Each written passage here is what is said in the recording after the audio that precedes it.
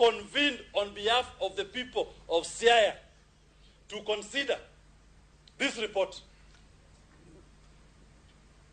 They read through the particulars of the gross misconduct, abuse of office, gross violations of the Constitution by the deputy governor. 42 of them, the total number of members of the county assembly of Siaya, 42. 42 of them voted. And of the 42 of them, not even a single one, not even a single one, we will demonstrate, voted in opposition of that motion. The people of Siaya unanimously voted to remove the deputy governor as their leader.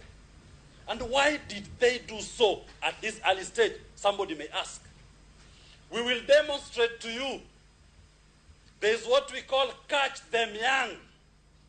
Don't allow a monster to grow. Don't complain about devolution 5 years into the term.